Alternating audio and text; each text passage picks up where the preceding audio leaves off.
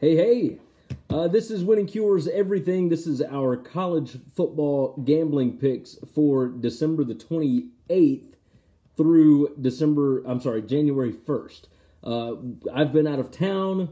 Chris has been working and out of town. We are dealing with holiday schedules and whatnot. We normally record on Tuesday nights and on Sunday mornings, and we had family Christmases. Christmas Day was on Tuesday this past week. New Year's Day will be on Tuesday this week, so Chris and I will probably record while we're watching ball games, so I'm sure that will be interesting nonetheless.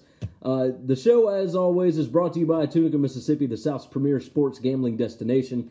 They've got 6 incredible sports books over at tunicatravel.com. That is where you can find more information on all 6 of them. They are all fantastic. We recommend them all. We have a football picks contest that goes up over at winningcureseverything.com. I will have that up this afternoon. You'll have one day to get entered into it, which is not a lot of time, but we're going to send out an email to the mailing list. We've got about 400 people on that right now, so we'll try and get everybody to fill in within a day if you can. But if you're watching this, go over to winningcureseverything.com. Up in the top right-hand corner, there's a little thing that says Football Picks Contest. I'm going to give you Chris's picks for the rest of the bowl games and the lines that he got them at, and then I will give you mine. I'm not going to give you a whole lot of explanation behind it. If you want to see more, obviously, we have a bowl preview pick video for every bowl that there has been. So you can go watch each one of those if you want to get into the numbers and whatnot. That's what we do there. They're all really short, between 3 and 5 minutes. Go check those out whenever you get a chance.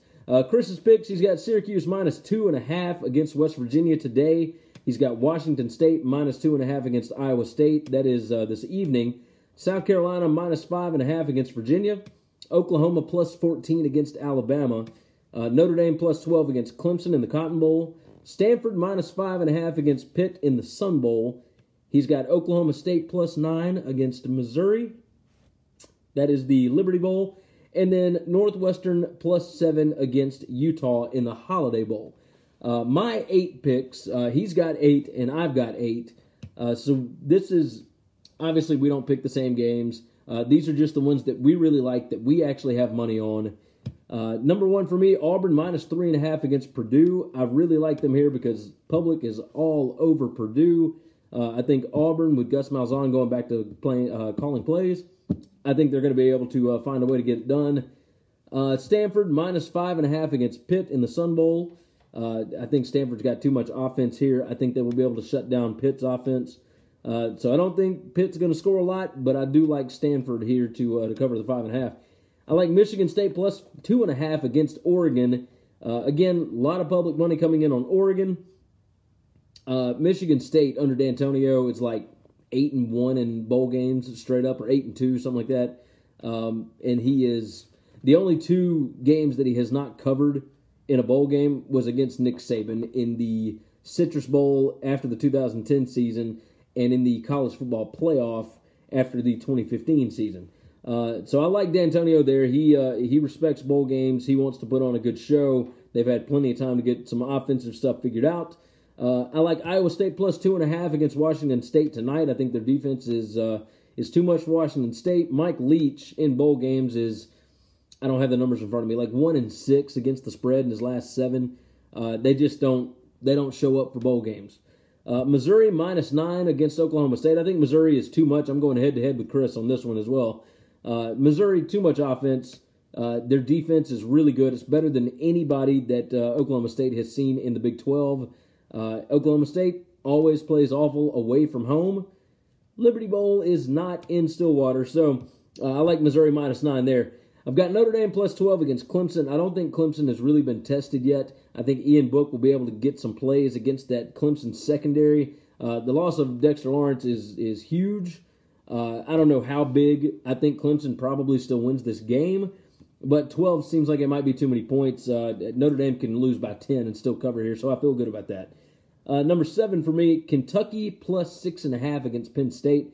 I think they come out guns blazing in this game.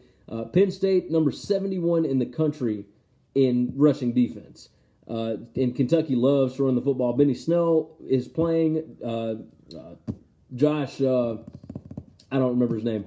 The linebacker is unreal. Josh Allen. He is remarkable. He's a fantastic player. I like him a lot. And then game number 8 for me, LSU minus 7.5 against UCF. Tons of public money coming in on UCF here. Vegas is keeping the line at 7.5. This line should have gone down to about 5.5, 5, somewhere around there. They are trying to get people to bet on UCF. I think Dave Aranda, with this much time to prepare for a true freshman quarterback who has only started, 3 games? 2 games. They really played in 3. I think LSU, even though they have lost their top 3 cornerbacks and there's several guys out, I still think talent-wise they are way up there, and I like Aranda to be able to slow down Josh Heupel's offense. Without Mackenzie Milton, I don't know what to make of this team, but I'm all over LSU minus the 7.5 in this one. Next week, we will be back to normal. I do believe, I hope. If anything changes, we will let you guys know. You can keep up with everything over at winningcureseverything.com. And you can always find out more information about these 6 incredible sports books down in Tunica, Mississippi, the South's premier sports gambling destination, over at tunicatravel.com. Until then, we'll see you guys next week.